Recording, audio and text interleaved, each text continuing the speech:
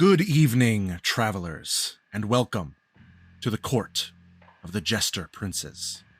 I am your storyteller, Jonas Tintenseher, for we are playing Vampire the Masquerade, 5th edition or V5. This is a game of personal, political, and supernatural horror. And while we will no doubt be laughing our collective asses off at some nonsense in short order, this chronicle will feature darker themes than many of our past campaigns. Content warnings will be listed in episode descriptions when relevant, and please, remember to separate our players from their characters when the bloodbath begins. Joining me tonight, Casey Reardon. Hello, it's me. Seth Coveyou. Hi. Sky Swanson. Did you know that sharks can detect electrical waves through the water, and those are called electroreceptors? It's Just say Sky fucking hi, Swanson. dude. Just say fucking hi. Oh, hi. Sorry. Andrew Frost. Hello! And Rachel Kordell. Hi, how's it going? Without further ado, please sit back, don your plastic fangs, and let yourself be pulled in by the midnight gravity. Here we go, baby!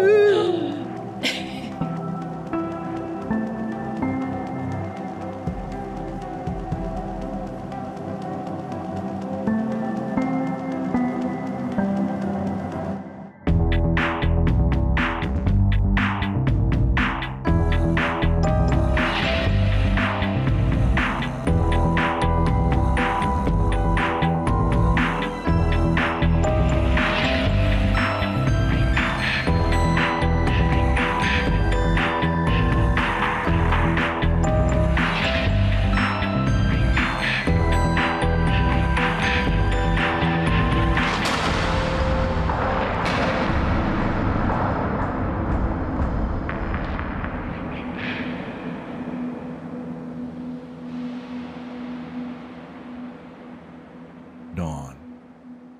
The first orange light cuts through cloudy skies and foggy streets to wake Seattle from its slumber.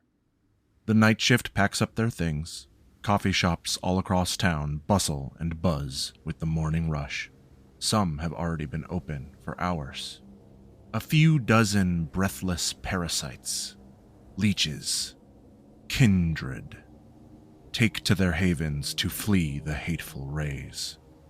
As the city wakes, these vampires sleep, but they do not dream. February 24th, 2027. Valentine's tremors fresh on their lips. Winter's chill is dead, wrapped in plastic, arms bent back. It is a mild and pallid springtime that thaws these western shores. Years on from the week of nightmares, Gehenna has yet to materialize. The fabled apocalypse of Nodist prophecy slipped us by, fading faster than a dream on the cusp of morning. And vampires don't dream. Dusk. The last orange light glitters on Elliott Bay, drawing a cold halo around the white ship anchored in her harbor. Commuters disperse themselves across King County. Clubs and bars fill with the weary and the wild. The dreams of Seattle's citizenry bubble and shift just beneath the surface, a web of darkness and delirium where even vampires fear to tread. For vampires do not dream. This is the world of darkness, but there is no darkness without light. Every day and every night, there are regular people falling in love, laughing with friends, listening to podcasts, forgetting for a moment their aches and worries. When shadows crawl and the wolf knocks at the door, the human heart is lifted by connection, by hope, and by dreams. But this is a vampire story, and vampires don't dream. Nightfall. The sun bids the skyline a lambent farewell. Seattle's kindred rise from basements, graves, and blackout penthouses to make their nightly moves in the great game. In these nights, You will struggle. You will suffer. Bad things will happen to you, and you will do bad things to others. Mm-hmm. When all is said and done, you may find yourself basking in comfort and luxury, or you may find yourself on the wrong end of a hunter's stake. So, what would you give to take Seattle by night and make your dreams a reality? And what will it take to survive? There is only one thing you can be certain of. Yeah? What's that? What's that? What can we be certain of? Come on, What is it? You were paying attention, right? Vampires don't dream? The dead don't dream. No, wait. Well, the don't- undead don't dream? Dead don't either, to be fair. Gravity comes at midnight. Is it just Gravity. I We're mean, just I guess floating you're in not space wrong. during the day. as everyone a classic Seattle phrase? Gravity comes in. Gravity comes at midnight. Gravity comes at Gravity midnight. is really like a clock that you have to wind down once a day, or else everyone will float off. And That's Of the religion I course. believe in. Of course. A broken gravity word is right twice a day. okay. Wow, that was really short order. We pan down from the moonlit skyline to a mortuary in Queen Anne on the edge of downtown. Sun-weathered concrete with Florentine columns. The college student at the front desk scrolls OK So videos on their phone.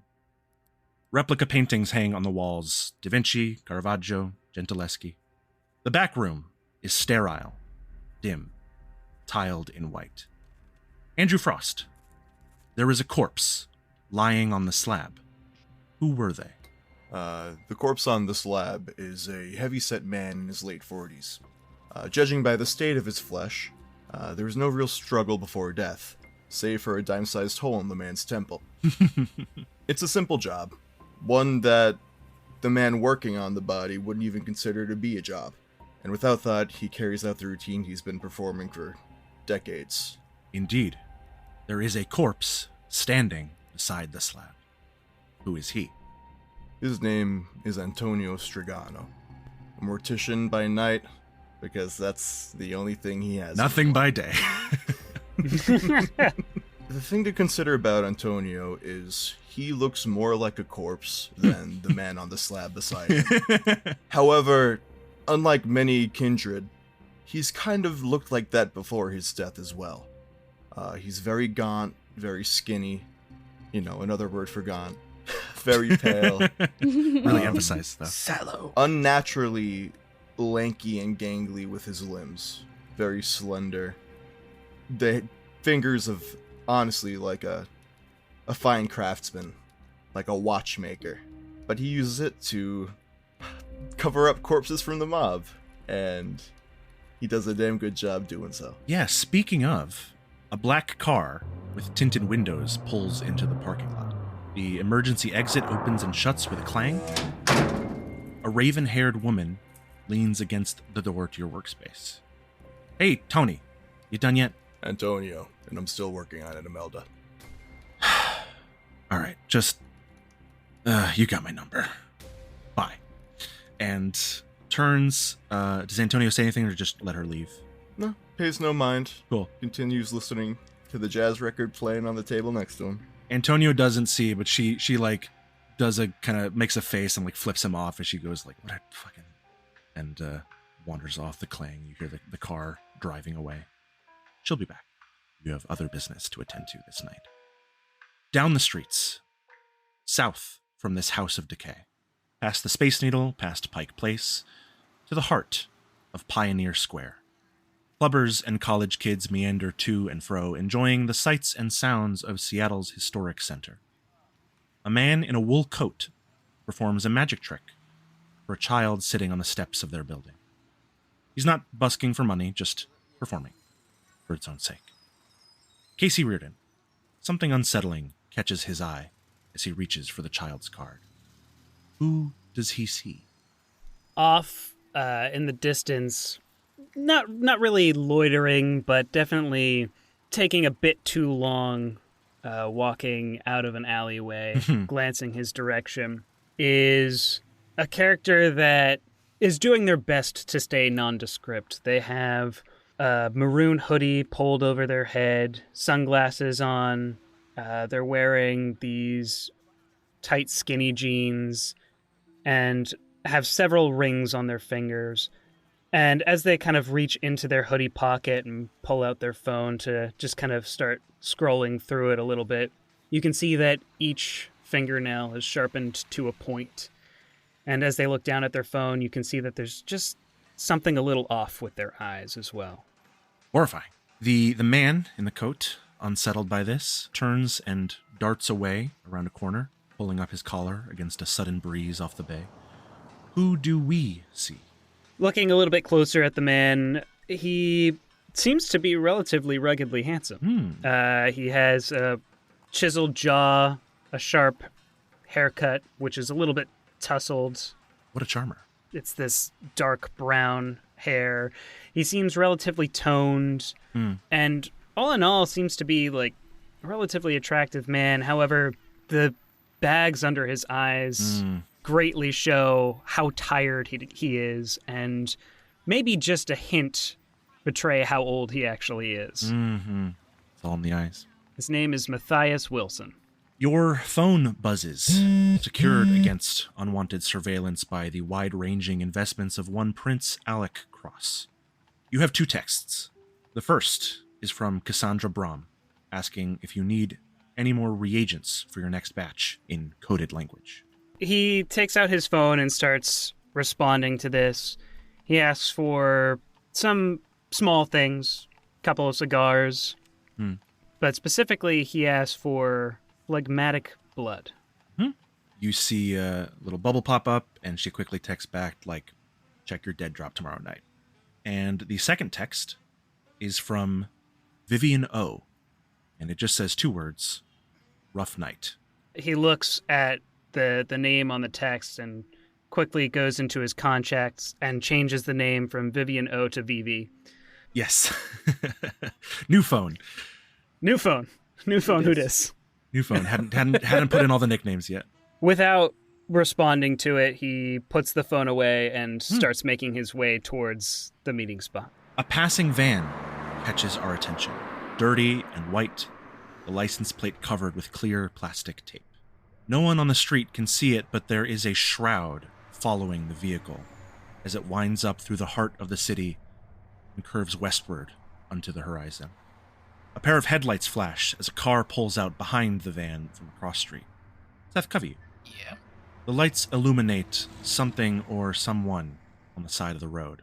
What does the dark-haired driver glimpse in the mirror? The reflection of eyes. 2 little glowing dots that just flash as the headlights roll over them, and then are vanished into the darkness. The driver adjusts the rear view, dampening the glare, the headlights coming onto him from behind. Who do we glimpse in the mirror? Yeah, kind of long, dark, unkempt hair, pallid skin, a jawline that could cut diamonds. Basically picture the front man for a grunge band, and you basically got Timothy Foster. We got a lot of good jawlines in this group. Yeah, you're not wrong. We sure do. Beautiful. Got some beautiful people in here. Your radio blares to life, scanning through stations scattered amidst the static. A voice pushes through the noise, whispering threats and warnings in your ear. There is death in the air, new hole in the sky. Drink it in, Timmy, you're next on the chopping block. I'm going to sell this van. Exactly what I was hoping you would say. I really hate it. The van continues west to a bar in Magnolia, looking out over the cool waters of Elliott Bay. One of the city's older fixtures recently renovated, a symmetrical wooden facade with a gable roof and a faux neon LED sign depicting a silver-tongued outlaw pushing up the brim of her Stetson with a revolver. Inside, the Wednesday night crowd is unusually lively. Rachel Kordell. There are 3 women playing music on the stage within. What do they sound like? They sound like an expression of ambitious freedom. And it sways the crowd and rouses them into a state of what can only be described as ecstasy. Dance with the demons inside you. Let your expectations go now. Through the crack in the door, the light will find you. When all eyes are on you, you'll fall to the ground.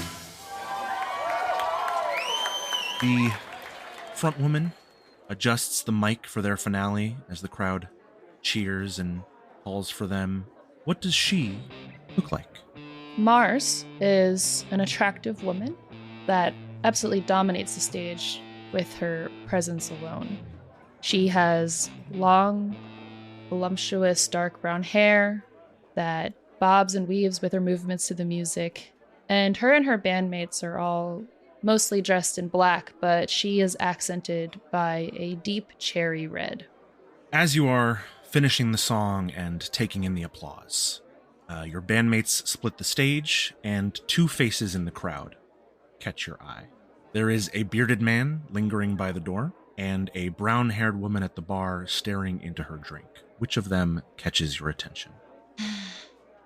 Probably the bearded man, unfortunately.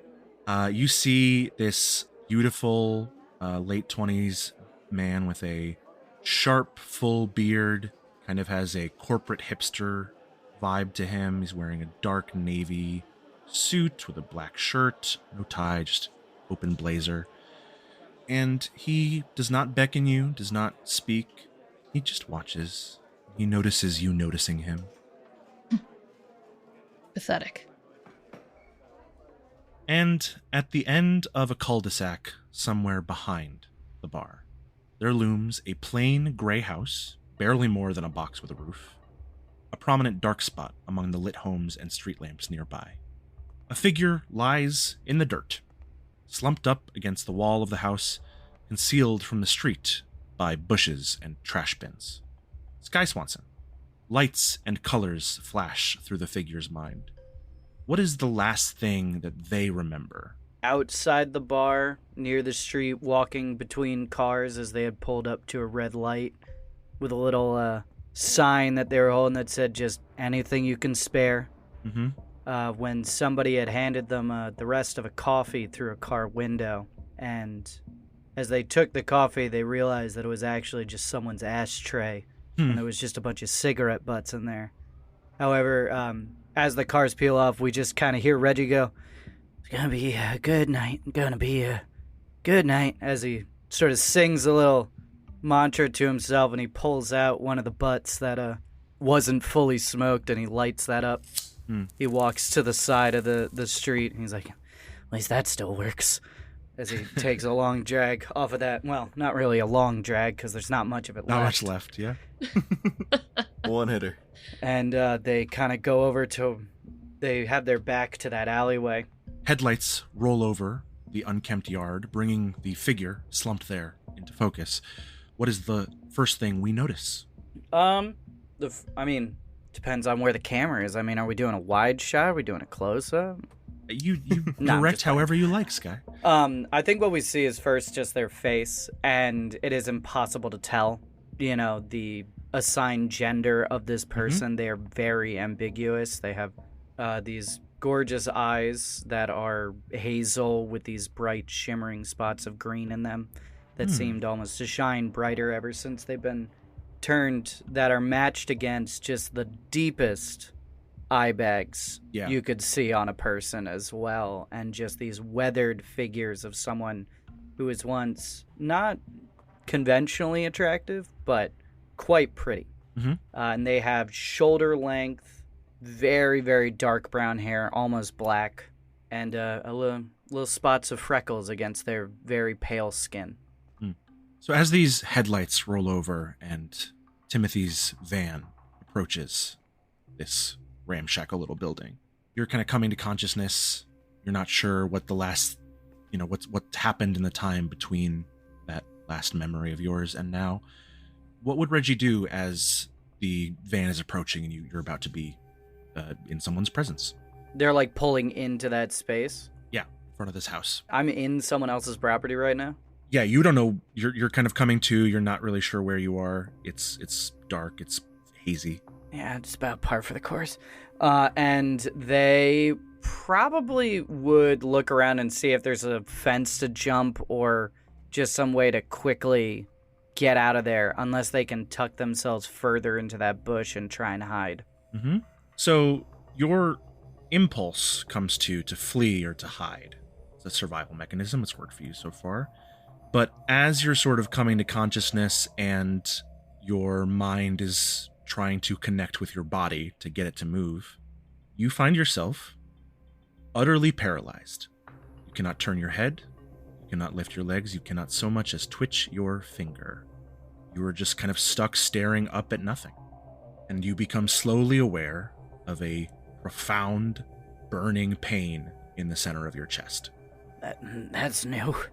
Timothy, you get out of your van and walk up to this small house where you guys, as a coterie, meet. And you see Reggie lying in the dirt, slumped up against the wall of the house, pinned to the yard by a 3-foot wooden pole through their heart. Hey, Reg. Reg? Wait, That's a wrap on Reggie, everybody. Hey, I'll be introducing my 1,000-year-old vampire now. No. Buddy, what are you doing? And I'm gonna try and pull. Yeah, you can pull Can it I out. talk? It's not hard. You cannot talk. You're just, your mind is racing. Yeah. You can, if you want to spend a point of willpower, you could twitch your eyes or move your finger, but I don't you're about to be freed, so. Yeah. Yeah, Timothy, you pull this stake out. As you kind of hold it in your hands, you see that like the end that had pierced Reggie's skin and gone to the dirt is like broken. Like this was a longer pole that was broken in half. Whoa. And there seems to be like a little scrap of paper that was shoved on top of it and is like fluttering slightly in the breeze that you grab around as you pull it off. I snatch the note off and I read it. You start reading the note. Reggie, you are suddenly freed and the pain in your chest deepens as your senses and nerves return to you. You can move, you can scream, whatever you like. And I would also like for you to mark 1 aggravated damage. Oh, good. For the giant Wow. hole in your chest. Without having done anything. Reggie, immediately just vomits from the pain and the discomfort of the situation. Wait, I'm marking a what? You're marking an aggravated damage, and we will get into the specifics of what that means later, but essentially it means you have a large hole in your chest that is hard for you to heal. Tap a box on your health track twice so that it fills thank you. fully. That's what I needed. All right. Yeah, so you start vomiting. Timothy, you hear Reggie just roll over and start retching. It's mostly spit. There's a little bit of blood. There's nothing in their stomach right now. I rub their back while I read the note. You rub their back and read the note. Pull back their hair. Where crashing wave and shoreline meet, despite the setting sun, an ashen grave beneath thine feet, the midnight will be done. Should also be noted that Jonas shared a torn up note with us. It's got a hole in it. It's got blood splatter all over it. Yeah. It's really cool. It should also be noted that there's a description of it that says this scrap of paper was attached to a long wooden spike and planted in a pile of ash outside your domain. Not planted in Reggie. Sorry. Now we know what they think of Reggie. That was before Reggie existed, and it was gonna be a pile of ash, but then Sky was like, I made a horribly sad person who doesn't have a home. And I was like, okay, it's gonna be Reggie instead. That's my pile of ash right there. So sorry, that should say a stake planted in Reggie. Poor Reggie. If you're gonna put a note on a stake into something, why not use a person? Yeah, but yes, it seems this is a scrap of paper that's been ripped off a larger sheet. The note appears to be written in blood. It is also stained with blood, and there is a hole in the side where it had been planted onto the stake. Oh, I thought it was just college rule. Never mind. No, that's like a 2-inch. Yeah. hole. Yeah. Got it. Okay. I mean, you just hear Reggie from the ground just go, I'm sorry. What? I don't know. I'm sorry. Okay, it's fine. Just clean it up. You good now? Would it be bad if I said no? No, you can be bad. That's fine. I'm bad. Yeah. God, we're only 30 minutes into, my heart breaks for Reggie already. I know, right? Crashing wave. I think Mars shows up next, as Timothy is comforting Reggie here. Sure, show's over. Yeah, your show's over. This building where you guys meet usually is very close to the double tap. You probably can just walk over here. Yeah. No. I think I would get in a car and round the block a couple times Okay, yeah. before. Yeah. Has that car gone around the same, same one? Oh shit, is that them again? I mean, I Did don't you know see who what did they it. look like? Oh my god. And then steps out. And so I see Timothy and Reggie on the ground. And is Timothy holding the stake? Is the stake been on the ground? Can I see that Reggie has this hole in their chest? The hole is very evident, yes. It's ripped through their shirt as well, so like you can see it. Oh man, I only got 2 shirts. Yeah, Timothy, are you holding the stake? Did you drop it? I would be more focused on the note.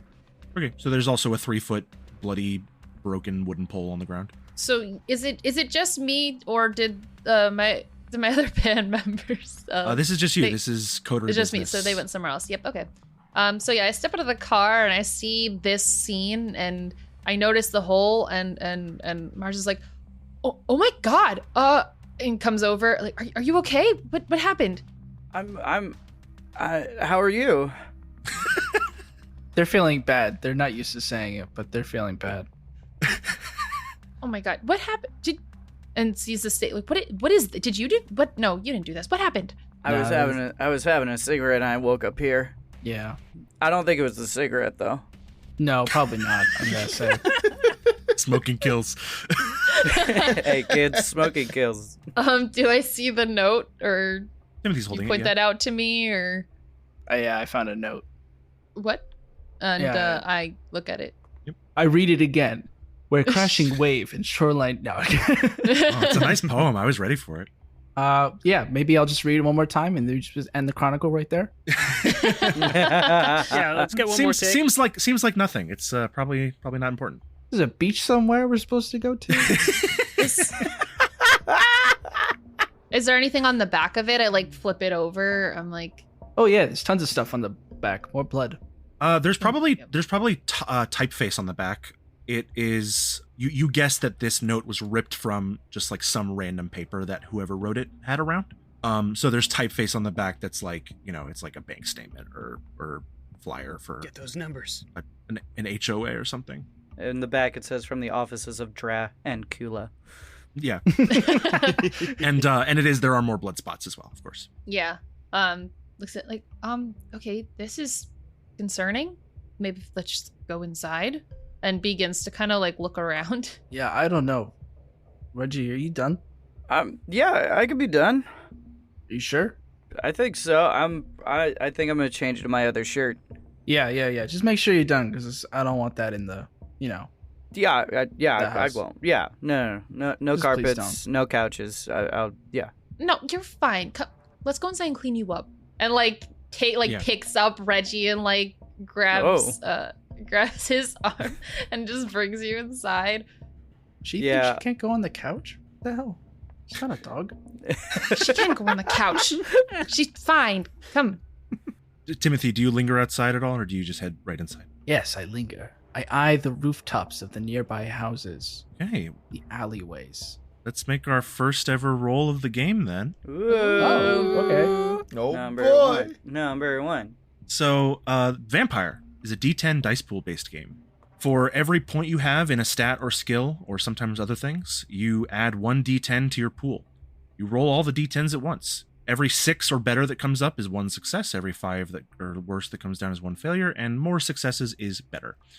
There's some extra rules to do with hunger and other types of dice. We'll get to those when they matter. For you, Timothy, this is going to be a wits awareness roll, which I don't think you have any points in awareness. Nope.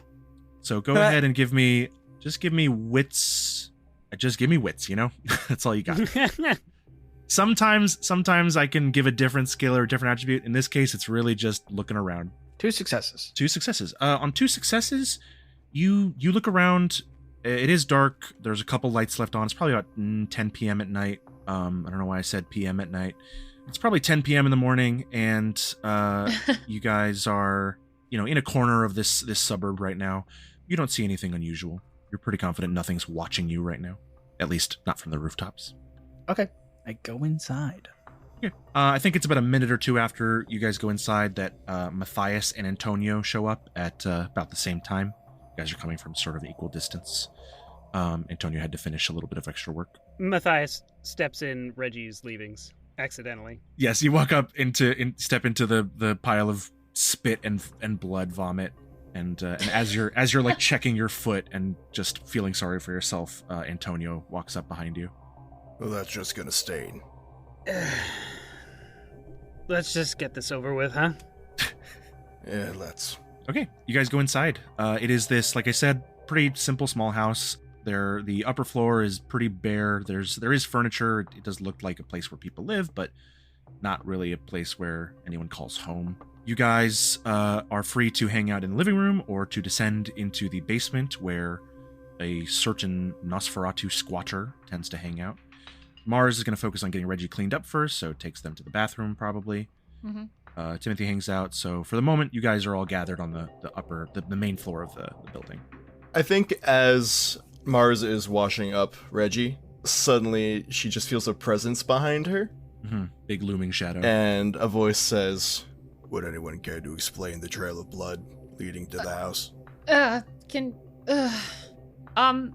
Well, it appears that Reggie was staked in the front yard, and there was a note attached to it.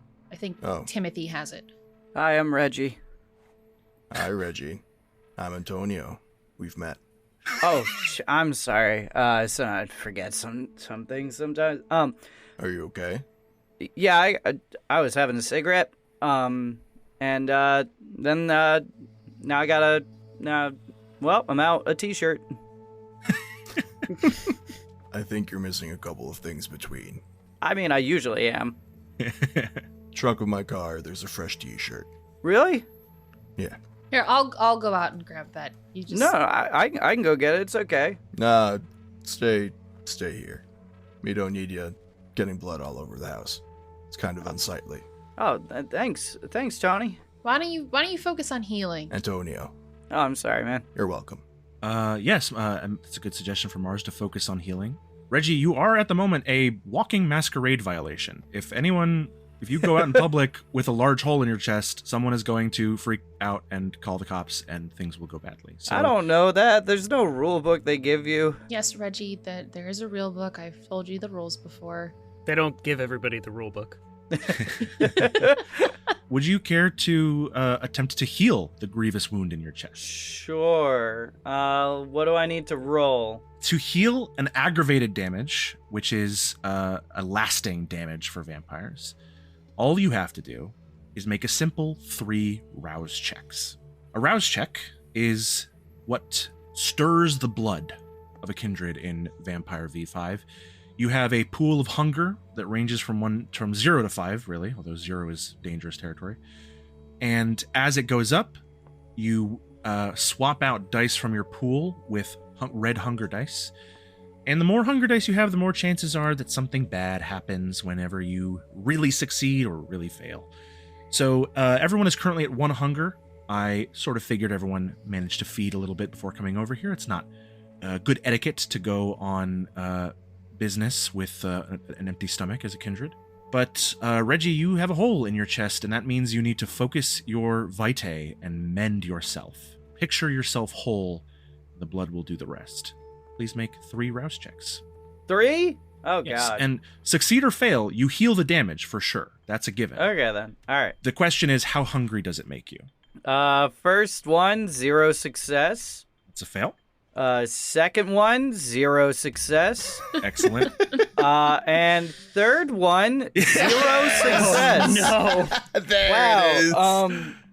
That's This Each rouse par check for the course. is just 1d10 that gets rolled. You rolled a 2 and a 2 and a 4, so that's pretty funny. my poor little boy. So you feel your flesh knitting. You feel your heart healing itself. You feel it kind of feebly trying to pump blood as the large hole through the front and back of your torso mends and knots itself back together. And as this process is happening, you just kind of, oh God, as a hunger bubbles up from your stomach into the back of your throat. There's a very faint red haze at the edge of your vision. Yeah. And you know that you need to feed. I think she pulls out like a little vape pen basically, and there's like a little cartridge in it that has almost no resin in it anymore or whatever in it. And she's just like trying to take a drag off of that What are you doing? as this is happening. What- Just trying to relax a little bit. Why are you doing that? Just relax a little bit. I mean, You just had a massive hole up here in your chest, and you're trying to get high. I'm just trying to relax a little bit. Take the edge off, you know? Yeah, it doesn't take the edge off. You're a corpse. Yeah. This does nothing for you. It doesn't work. You are passing just flavorless smoke through your lungs. Oh no, it's flavored. Not to you. Can't taste it. Oh yeah, that's right. Damn. Tastes like ash. Even the smoke tastes like ash. Come on, that's not food. Yeah, no, Let nothing. me have one. right, Let me it's have not. one thing, Jonas. No pleasures of the flesh. I'm sorry. Oh, that sucks. All right. Well, Everyone's it's out of right. habit Blood in then. the cartridge, if that would. That's what. Yeah, that's. I kind of earlier when you were like you did the cigarette. You were like, well, at least that still works. Like it was a good line, so I didn't want to step on it. But I was thinking like, man, Reggie's really in it that night because they forgot it doesn't work. Yeah, it doesn't work at all. I just imagine that's for that. very- It's like, yeah, it's very Reggie. I just imagine like, oh, well, at least that still works. Wait a second, doesn't feel anything, man. Yeah. I go get the shirt and come back and pass by Matthias and Timothy. Mhm. What are you guys doing? Matthias is scrubbing his shoe in the kitchen sink. I'm in the living room in one of the armchairs, just kind of slumped, reading the note. Mm-hmm. Gotcha. What kind of shoe are you wearing, Matthias? Is it like leather or like your? No. He is wearing some pretty beat up New Balances. I was holding back. I was like, don't say New Balance. Don't say New Balance. That's right. Listen, That's so Sure. funny. Support. Oh, that baby's so happy. Sure. So Mars opens the door like again with the shirt, looks at Timothy, like checking on them, like, okay, that's cool, and then looks into the kitchen and sees Matthias like scrubbing the blood out of the shoe. And it's like, you using cold water? Yes? Why? It just helps get it out better. I know. He just goes Okay. back to scrubbing harder. Just trying to help. A second later, if you turn around, you just hear the water go off for a second and then back on. Yeah. wanted you to do that. Thank you. You have the shirt. You give it to Reggie, and Reggie is like a short, petite person, and Antonio is Yeah. a 6 foot something hulking freak, like a gangly freak at that. I think Reggie is It's like a nightshirt on five. you. It's like 5'1". Yeah, Something so like that. They're like really short. If you weren't wearing pants, you'd be full Ebenezer Scrooging it right now. Oh, that's so funny. Yeah, they take off their T-shirt, which was a promotional T-shirt from the 2016 Surf's Up 2 Wave Mania, and they you watch as they like are about to throw out the shirt, and then they fold it and they put it into their backpack. Yeah, the damaged one. They're like, I can fix that later. It's not a masquerade breach as long as you can't see the hole in your chest. So like you can wear it Exactly. later and you'll be. It's just a bad it's shirt. Fine. It's cool. I see people at Mars's show wearing shirts like that. Maybe It's not. true. Maybe They not don't always promotional have shirts for shirts Surf's Up with 2, but you know, outholes. they got tears in them. Mm-hmm. Because And- Antonio was with Reggie during all this, I'm going to assume that he pins that. Sure. And he will speak up and say, Reggie, if you want, I can sew it back. No, you already helped me out here so much. I'm taking your shirt. I'll do it. It's fine. It'll take no time. Really. You don't It's gotta good to keep my dexterity up for dexterity.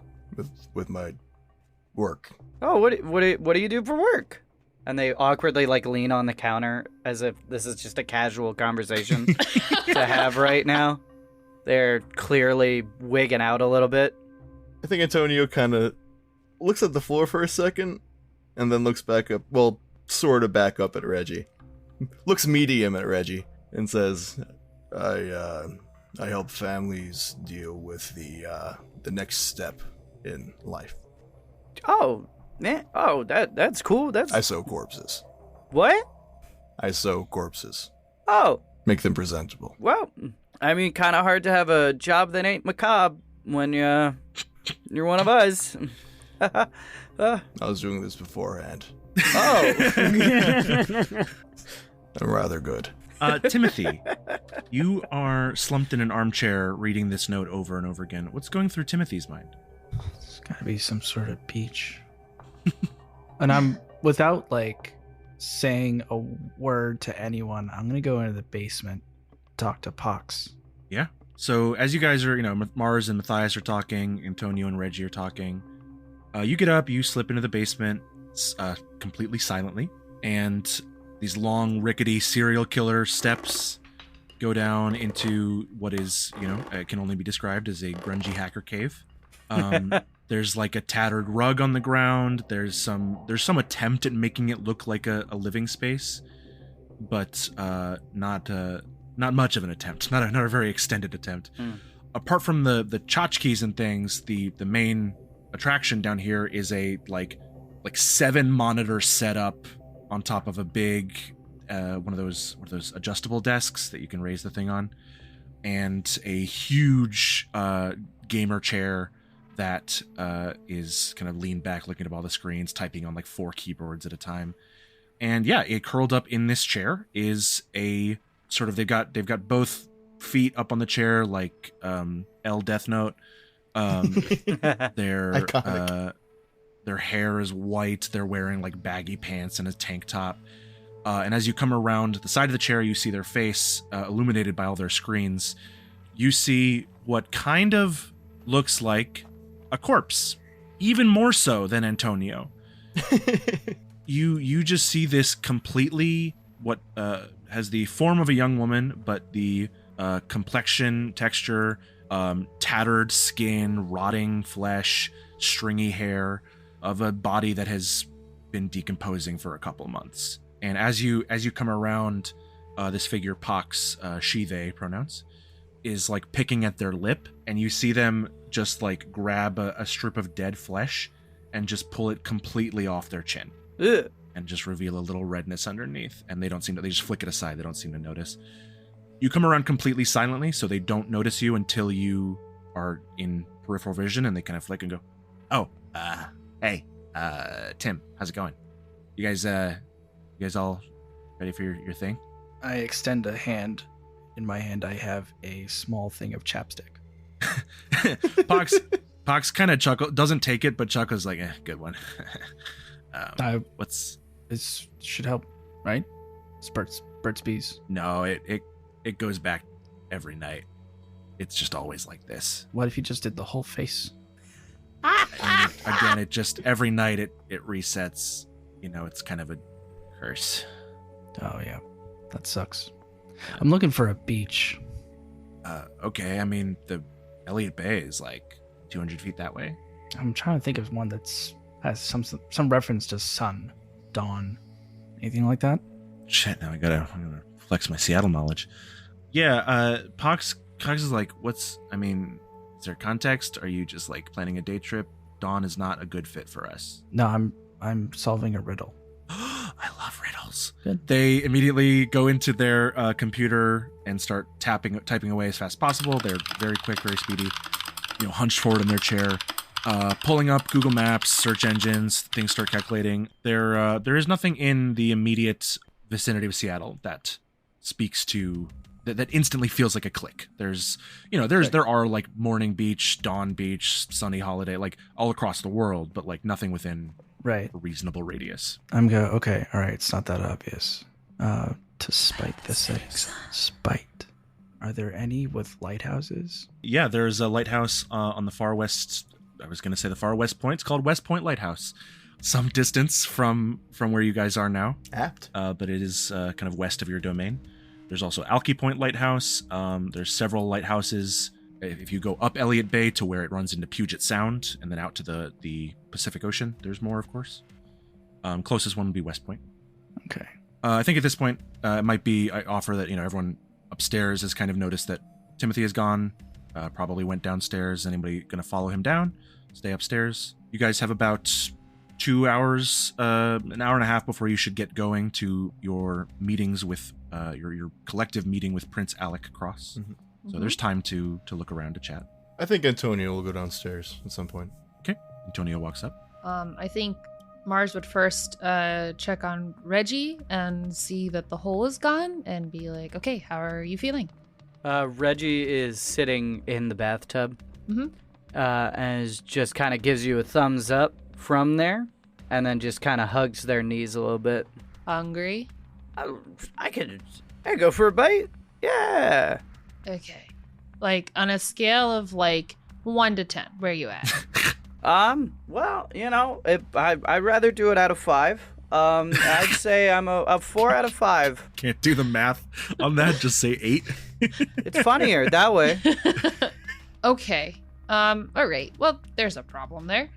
So I think Mars would offer her wrist. I don't know if Reggie would be comfortable with that. That's okay. And Reggie would probably be like, no, I'll go out. I'll go. I'll go sure find you're something. okay? Yeah, I'll go find something. You guys, I think, and they're like, excuse me, and they're like, I think you got a meeting to go to, right? Yeah, sure. Yeah, I'll go find myself a bite then, and I'll check back at the house later. Okay, sure. Yeah. If you think you're okay. Yeah, I'll be Then fine. cool. I think does Reggie have your phone number? Yes. Okay, Reggie pulls out their flip phone, their prepaid cell phone that has about 17 minutes left on it. And he goes, "Don't worry, I got your number." Okay. And they get up, and I think they don't leave the house. They're gonna leave when you guys leave. Sure. But then Reggie will probably just try and find an ambulance to bust into or something like that. That way, then they don't have to hurt someone. Okay. Or a rat. Hey, I have a blood bag if you need. Oh, you do? Oh, yeah. I always leave the house with one. I can't really pay for it. I mean, and they go to their bag and they pull out a little sack that just jingles with some coins, and I think I got $5. I think Antonio looks at the money for a bit and then back at Reggie and says, I'm in no short supply. Just take it. It's fine. More will come. I don't. And he kind of he's like, I already took the shirt. You're not beholden. I know I'm not. It doesn't sit right, and can I just give you the money for it? Okay. He counts out all the coins that he has, and I think it's $5.65. He gives that to you. It's 2 crumpled up bills, a bunch of quarters, some dimes, and he gives that to you, and then he takes the blood bag and just chomps the thing. Well, that's interesting because what'd you say your hunger was at, Reggie, on a scale of 1 to 5? I would say it's about an 8 out of 10. 8 out of 10. Well, it just so happens that vampires, vampires. I mean, they're fickle creatures. They have this little problem where if they get too hungry and they taste blood, Oh boy. they go bonkers, not so crazy for it. And you're right at that threshold.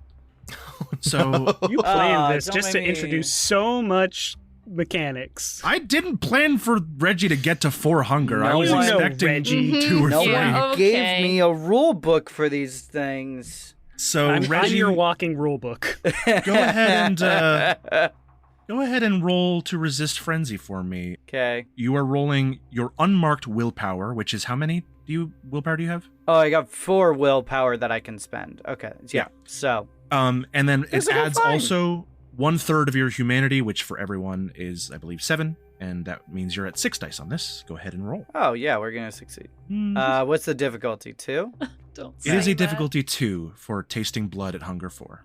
I got 3. Oh. Incredible. So you're able to slake some hunger off of this. I'm gonna say if it's just the 1 bag, you do have Iron Gullet. You can slake 1 hunger and go down to hunger 3, and that takes the edge off, and the red haze disappears. You feel safe. I was really hoping to end the first episode on a frenzy. That would have been great. That would have been crazy. Matthias, are you staying upstairs? You're gonna go downstairs with Pox and them? Other business? I think Matthias is going to make sure that everybody is together and that we can get this stuff out of the way as quickly as possible. So he's going to pop into, I guess, where Reggie, Antonio, and Mars are and just be like, guys, we making a move here? Come on. let's go. It's for the best getting close to the wire. So, you guys all go downstairs. You see Pox has all these maps up on screen, is searching for things. She turns to you again, Timothy. She's like, can I like get the whole riddle? Because that would kind of help. Maybe if I knew the riddle.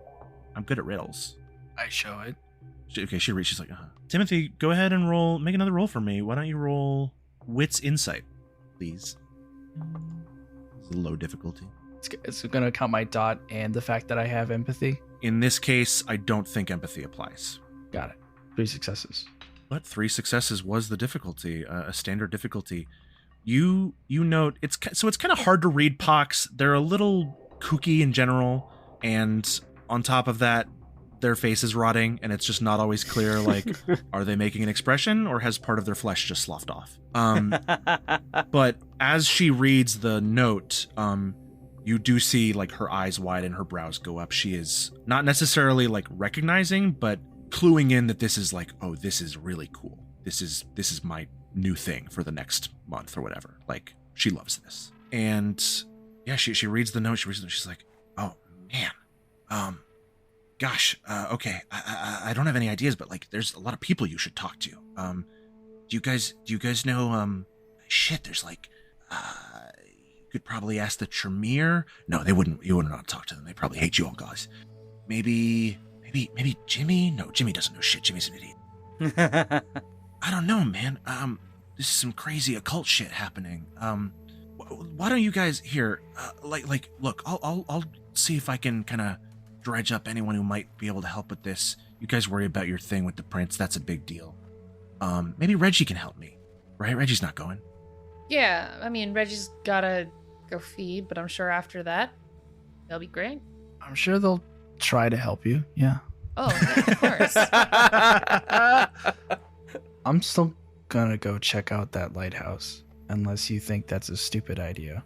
No, I don't think it's a stupid idea at all. I don't think anything specifically is going to happen there, but that sounds cool to me. Lighthouses are very spooky and occult. Okay, Sure. that's not why I'm going to the lighthouse. Sorry. You got it. I'm reading. Are you good with riddles? I'm so good with riddles. Ask me another riddle. Okay. 32 soldiers all on a hill. Something. First they all stand champ, still. then they stamp, then they stand still. Yeah. Okay. It's teeth. Yes. Teeth. Yeah. Yeah. Great. Okay. Yeah. You're so good at riddles. Such a useless demonstration. they both know the riddle already. But she seems happy about it. If you're gonna quote riddles from The Hobbit, I'm gonna know them. Okay. What gets wetter the more it dries? It's a towel. Come on, stop. No, it's actually the pile of clothes in the front door that's still sopping up blood. No one has cleaned that yet. Okay. Where did TV remotes go on vacation? That sounds like a joke with a punchline. Not really a riddle. Sorry, it is. Reggie goes back upstairs. See, they're definitely going to try, and I think that's worth something. You guys can you feel free to ask any other questions of Pox if you like, but it sounds like no immediate leads. I assume, do you also catch Pox up on what happened to Reggie, or do you not tell them? Oh, Well, yeah. did you hear any commotion last night? No, there was nothing. No. Nothing Alright. Oh, happened? Not even a pole being shoved into the ground above you. No. Did that happen? Well, hold Yeah. on. I mean, there's no way Reggie was just out all day. I mean, this probably happened because we all got back and I guess Reggie was, sorry, Tim, staked in the front yard. Yeah. No, I didn't hear anything like that. Sorry, Reggie. I would have come unpinned you if I'd known. You guys hear from the staircase up at the top. It's okay. Happens to the best of us. Does it? All right. So then, Pox doesn't know. She apologizes. She said she'll try and look up, see who she might be useful to talk to about this. You guys gather up, get ready to leave, head out to your meeting with Prince Cross. Reggie, you're gonna go out and look for blood. You're gonna stay with Pox. You're gonna tag along. I'm gonna go out and look for blood, and if I remember, then I'll come back. Okay. So you all head out, making your separate ways. Are you guys going in one car, splitting up? Yeah, I can drive if you want. I guess we I all would be go. happy to go together. Yeah, I was gonna say we can Okay. go together. Because then we'll probably just come back and separate from. Ox. Yeah. Take Mars's car. She's blocking me in. Sure. I also don't particularly like your car, Tim. There's nothing wrong with my van. Didn't say that. The headlights flash and the windshield wipers spin immediately as you say that. I hit the side door. Clank. It stops. Oh my god, is it a There's lot? nothing wrong with my van. So excited for that. Yeah, you pile into Mars's car. You drive off. Reggie kind of takes off, trudging down the other side of the street. And as the camera pans up from this moonlit Seattle night, just a little pair of glowing yellow eyes in the darkness behind the coteries domain that wink out one by one with a low, deep growl. The darkness.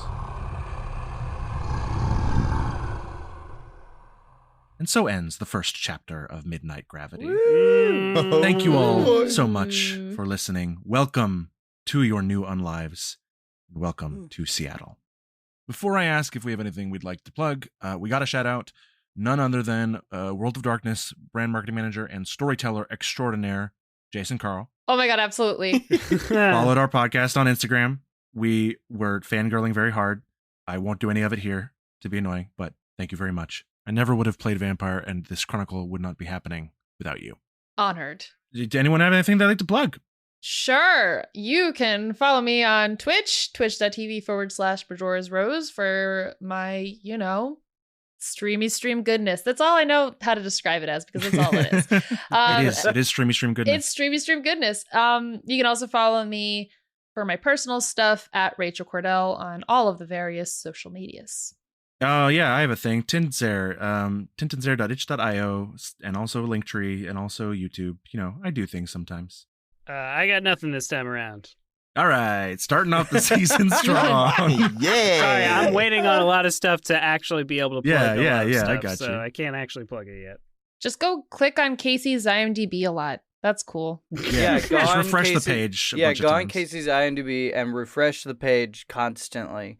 And while you're at that, you can also refresh the page constantly to see your review come up after, a set standard time of probably some sort of maybe internal review or just, maybe the cookies need to refresh. I don't know how cookies work, to be honest. Does anybody know how the cookies on websites work?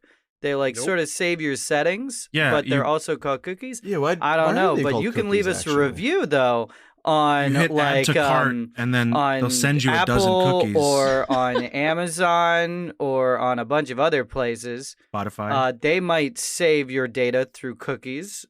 Still don't know how those things work. Never really going to figure that out. And you can leave us a review, and that would be super, super great. And I would love it if you left us a review. Good night. I could use Good it. night. No, it's good morning. Morning. Oh, right, it's the end of the night. Yeah, Oh, good morning. yeah, we got to say good morning. Well, it's not like Good we said morning. good night for Power in the Dark or anything else. We just said No, we bye. said goodbye, but I I like like it. Good Night because it's got the title. You say the title, you roll the credits. That's how it What's works. that? Gravity's here. Whoa, everyone's